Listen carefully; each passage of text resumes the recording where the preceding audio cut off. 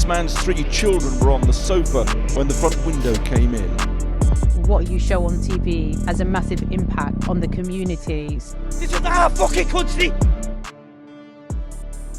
If we're constantly pushing shows that are about gangsters and criminals, that's all that people see.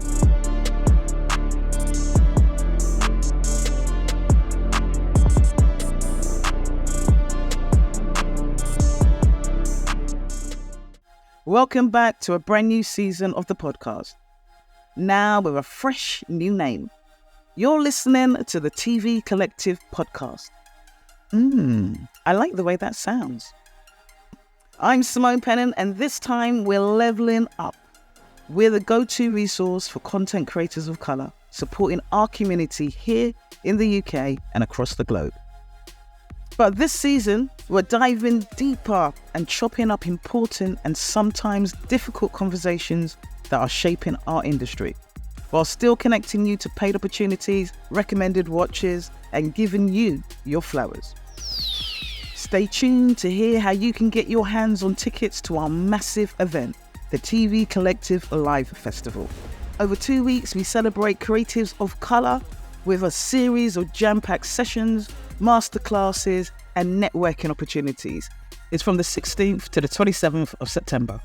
Go to the TV Collective website for more details. In today's episode, we are looking at the events that shaped the summer. We will be discussing some issues that some listeners may find distressing, so please take care. This episode is dedicated to my dear friend Simon Albury, MBE, who we lost recently. He was a champion of equality. He lived his whole life fighting for better representation on screen. His wisdom, power, and support will be truly missed. Rest in power, King.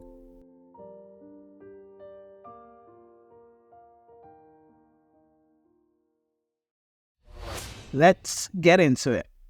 In August, as Great Britain celebrated Black excellence in sport, we also struggled with racially motivated attacks across the country. Today, we are asking senior leaders to take a step back and think about how TV's portrayal of Black, Asian, and Muslim communities contributed to the summer of riots. What you show on TV has a massive impact on the communities. And I'll be speaking with Marcus Ryder, the CEO of the film and TV charity, who has been shouting about the way British television has approached diversity and on-screen representation for years. TV dramas shape the way that we see the world. And we will hear from those in the community who've been personally affected by the riots. When everything kicked off, in my own office, in my own home, in my own city, I felt very sad, I felt very angry, I felt very closed in. At the end of the episode, hear how you can get your hands on some cash money. We're launching the TV Collective Content Fund with monthly prize draws, but you'll have to listen to the end of the episode to find out more. At this year's Edinburgh TV Festival, we caught up with some big names in the industry. We asked them what they thought about the portrayal of Black, Asian, and Muslim communities and how this influenced public perception and contributed to the riots this summer. Mel Rodriguez, CEO of British Talent, and in a few weeks' time, Chief Exec of Creative Access. I think TV and the media widely have such a huge responsibility and crucial role in how you represent global ethnic majority and all the range of ethnicities and religions in the UK and in the world. And I think while we've got better at on-screen representation in the last 5 years, we're still seeing what I'd call sometimes fairly narrow, stereotypical, one-dimensional accounts. The way we use language, the way people talk about immigrants in particular, it can really feed into people's misunderstandings and ignorance. My name is David Odishoga. I'm a broadcaster. I'm Professor of Public History at the University of Manchester. What I fear is that television news, like newspapers, have failed to challenge the ways in which language has been abused to conflate two separate issues. People talk about immigration and asylum seeking as if they're the same thing. That dangerous conflation of two separate issues, I think, has contributed to these issues. Also, I think the industry has failed to tell the positive story of immigration. We've failed to talk about the 180 nationalities in the National Health Service, the biggest employer in Europe, one of the most diverse organizations ever to have existed. And we fail to talk about the economic advantages, the economic necessity of immigration. The other thing we've done, which is not about minority people, it's about working class white people. That stereotype that to be northern, to be working class, is to be a nativist, is to be hostile towards immigration and minority groups. That doesn't speak to my reality. It doesn't speak to the half of my family that is white and British and working class. And I don't think it speaks to millions of people in those towns who are proud of their anti-racism, who are proud to live in their diverse, multiracial towns. That stereotype is allowed to fester in television because television itself doesn't represent working class life. My name is Ola Labib. I'm a comedian, actress and writer. I think that a lot of people just go by what they see on TV. They see that we're portrayed negatively, not just on TV, but in the media as well. So they react off that. I think a really known example was Three Girls, which was on the BBC. And as a direct result of that, someone watched his anger towards Muslims and he attacked a mosque in Finsbury Park, resulting in death.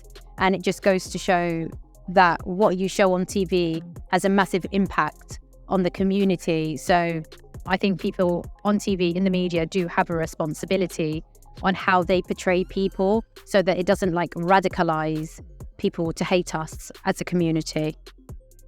My name is Dwayne Eaton. I am a commissioned editor for Sky.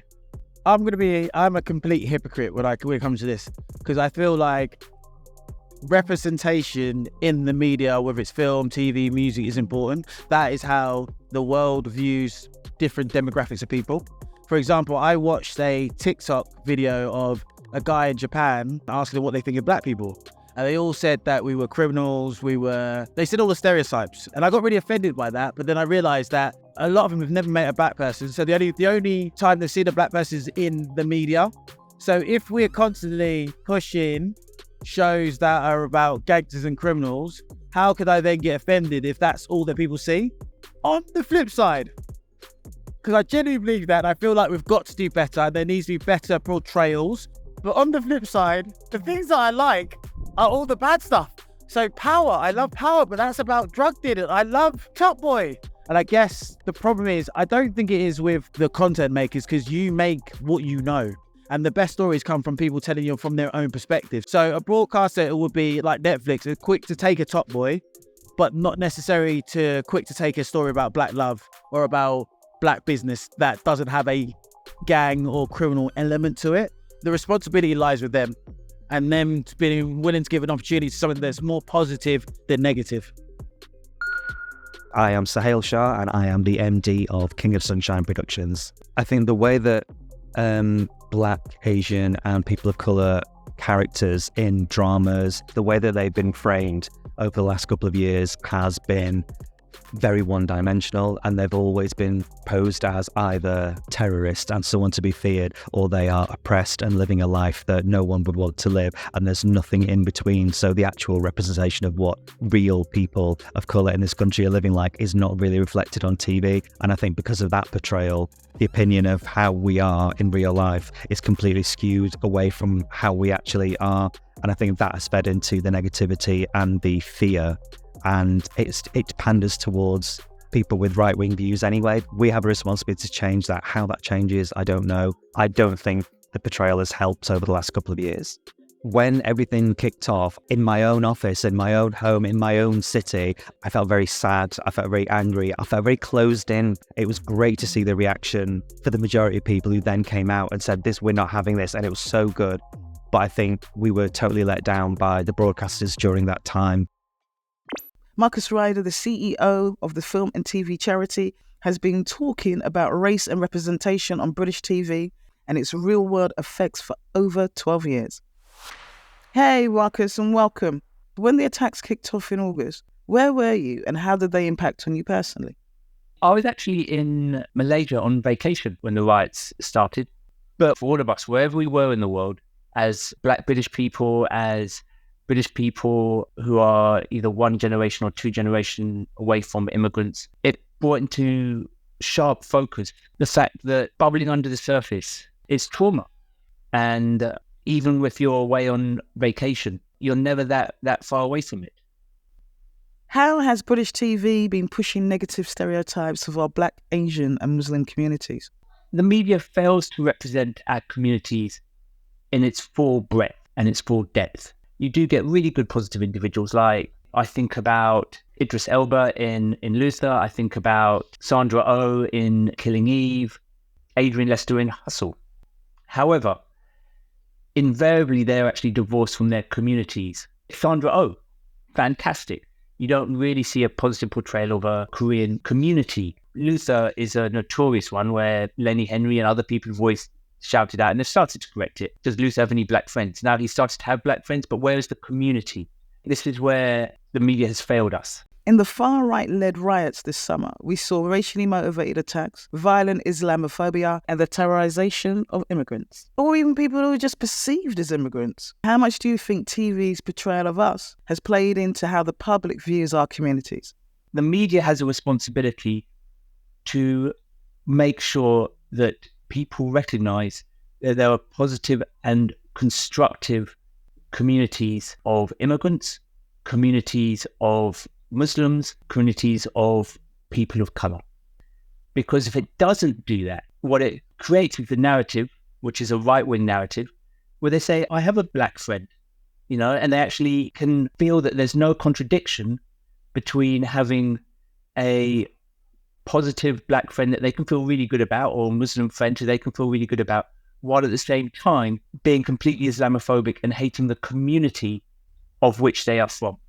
When there are portrayals of black communities, invariably our communities are portrayed as being problematic with regards to drugs or gun violence or knife crime. Similarly, with Muslim communities, it's invariably a community which is beset with forced marriages or potential terrorists. And so what we need to do, and what the media needs to do, is start humanizing the actual communities that people come from. Like you said, we're seeing more positive portrayals of non-white characters on TV. But as a whole, our communities are still being painted in a really bad light. What do you think is behind that? I suspect that the root cause is to do with who's in the writing room, who our directors are, and who our commissioners are. We actually have to look behind the camera. The actual writers, the actual white writers, they write what they know. They know that they themselves have that black best friend, or they themselves have that Muslim best friend. I don't think it's artificial when they write that quote unquote positive individual into the script, because that's what they actually experience in their lives. What they don't experience is that they don't live in the black community.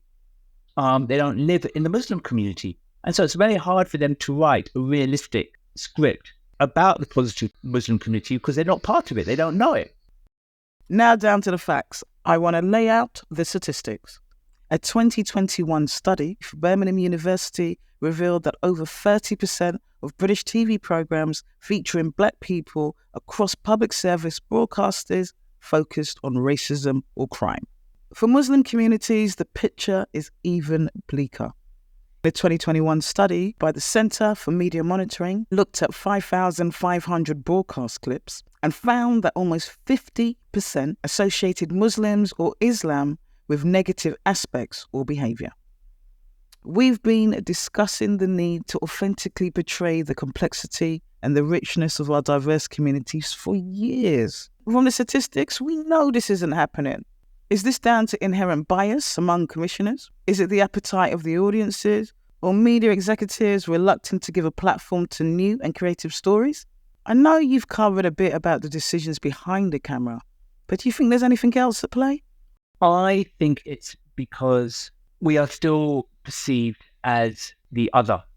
The normative standard really is white middle-class people living in and around the southeast of England. Until the commissioners fully understand that the black British family is as legitimate a family as the white middle-class family, then it will always be looking as to what is the difference?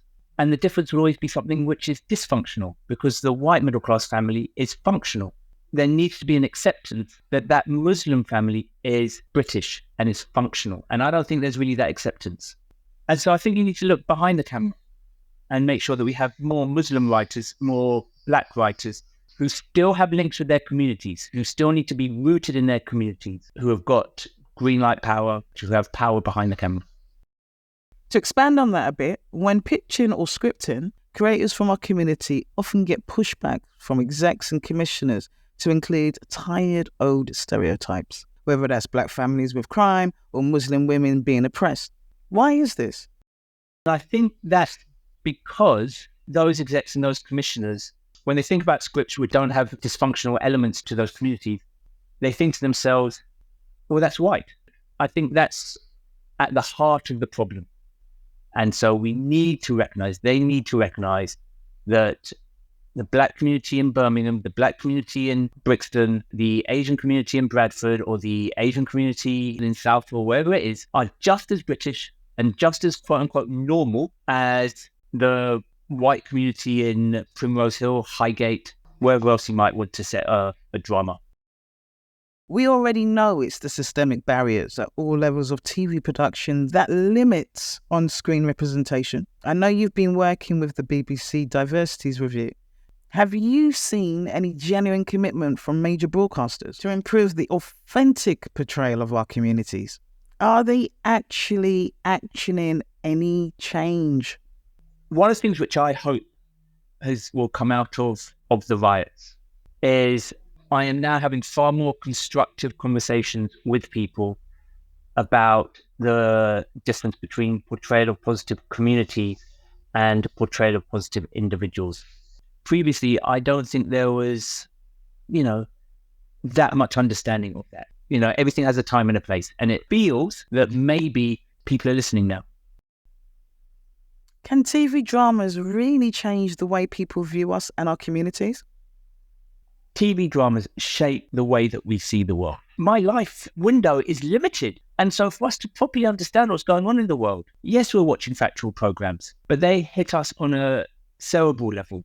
Drama hits us on an emotional level. And so that's why drama is so important. Because by the time we hear the politician putting forward his or her policy plan, we already have a view that is deep inside us, and we don't even know where it came from. And it came from the TV drama that we watched. People talk about Mr. Bates versus the Post Office as a way in which drama shapes our political thinking, our democracy. The Post Office scandal was revealed by, I think it was Computer Weekly. There was then Panorama, but nothing really happened until there was the TV drama. But I think it goes deeper than that. People have pointed to American dramas casting black people as president before Barack Obama became president, as paving the way for people to actually acclimatize them and think about, on an emotional level, accepting the idea of a black president. Drama changes the way that we view the world, and we don't even realize it's doing that. We know that TV isn't the only responsible party. The news, social media, online forums, political parties, and certain political figures have all fed into these narratives and stereotypes. Do you think if we managed to change representation on TV alone, would that have a real-world impact? Yes. If we change representation in television, it will have a massive impact. The reality is, so a little history lesson here, it's no coincidence that the origins of Western democracy and the origins of Western theatre are both born in the same place. Our representation and the narratives that we tell each other and the platforms of which those narratives are played out are central to democracy. You can't actually have democracy without a place for narratives and competing narratives to be heard. Those competing narratives are about different ways of seeing the world. It happens with every television program that you watch. It happens with every single book that you read. That is somebody's vision and somebody's narrative of how you see the world. If we can make sure that those competing narratives come from all walks of life and are given equal prominence, then that will definitely have an impact on democracy. And that's going back over 2,000 years. We do not understand what democracy is if we think that representation is not absolutely critical and cannot change the world that we live in. Now let's hear about a show fighting against the narrative, showcasing black love, black enterprise, and turning the lens on those stereotypes we're all so tired of. My name is Olu Adese. I am a writer director and the founder of Ikenga Creative Lab, and I'm also on the board of trustees of the Documentary Film Council. My recommended watch would be Dreaming Whilst Black. Johnny Savin. Haven't seen anything like it. Black British television, Black British cast. Think it's incredible. Very relatable. Very funny. Really clever. It's very subversive. I think it's got inside jokes, I'd call it, sort of intra-community jokes, but also you can understand it globally. And I think that's really amazing. And now, of course, we need more people of colour with a seat at the table. But while that's getting to the powers that be, what can we do? Have you been asked to be on a diversity board? Only asked about your ideas on black talent? Had notes from your execs that included tired tropes from your innovative script? These are 5 top tips to help you navigate those charged situations we all too often find ourselves in. Michelle Matheson, Creative Diversity Partner for the BBC. Here are my top 5 tips. Speak up and own your own narrative. When asked only about Black, Asian, Muslim talent, remind decision makers that your expertise spans beyond one area. Don't let yourself be boxed in. Use it as a platform to highlight your full range of ideas. In fact, top tip number 2, bring allies into the conversation. You don't need to do anything and everything. Your job isn't to educate people. Encourage your allies to head up discussions and get people to do their own research. In fact, send them this podcast. Number 3, challenge stereotypes with success. If you're given notes to include tired tropes, list off brilliant, innovative shows that broke the mold. Like this week, recommend watch Dreaming Whilst Black. Let other content from creators of colour have your back. Number 4, know your worth. You deserve a seat at the table beyond tokenism. If you're called in for diversity work, make sure it's valued properly, whether that's with compensation, recognition, or decision-making power. And number 5, join the TV collective. In fact, build your collective networks. Networking with other content creators of colour is invaluable. Community, camaraderie, and friendships are the strongest support we have. And by connecting with peers, sharing experiences, and collaborating, we create a powerful collective.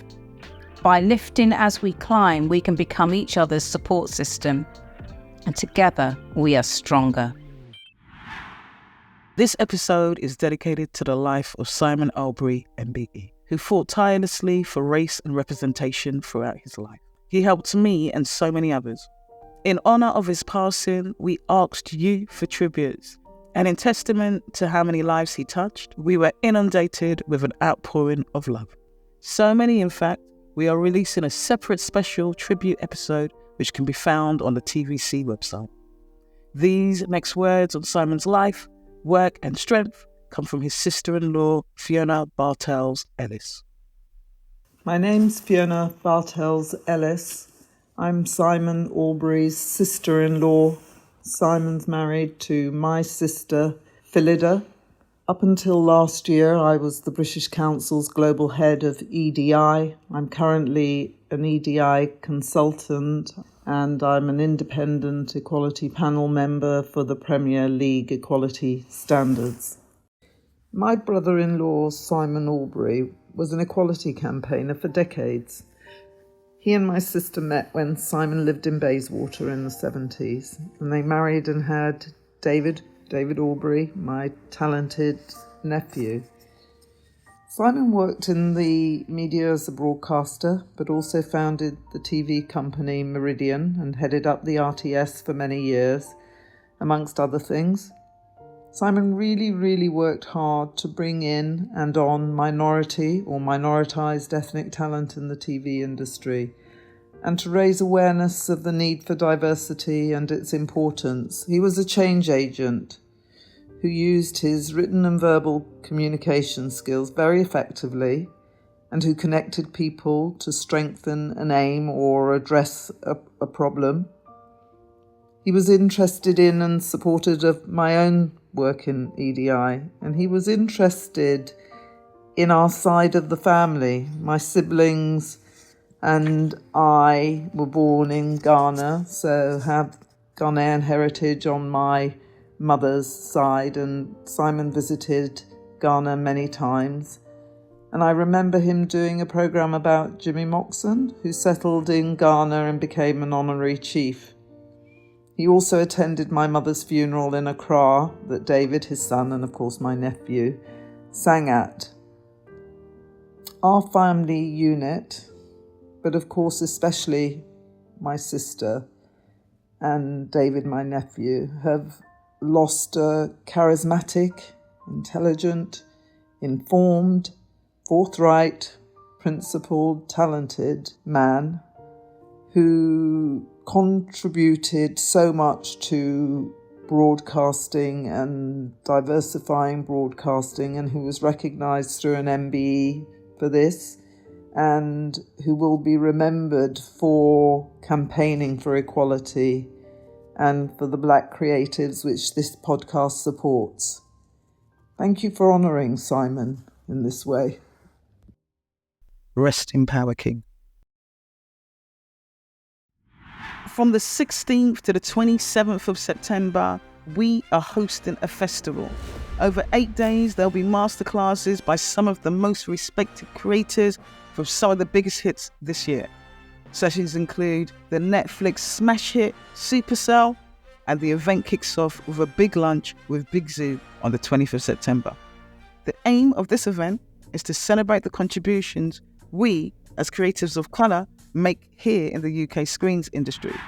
But more importantly, we are launching the TV Collective Content Fund. Like you, we believe representation on and off screen is so important, so we've created a fund. Your support will not only give you a chance to win big cash money every month, but more importantly, the money raised will go to global majority creatives and support them to produce and develop the content you say you want to see. Make sure you come and celebrate with us at the TV Collective Live Festival from the 16th to the 27th of September. And remember, if you sign up as a member, you get access to the whole entire festival free. That's right, I said the whole entire festival free. Jump on the website for more information. You have to be in it so we can all win it. This episode was produced by Gold Circle Media. Until next time, with love.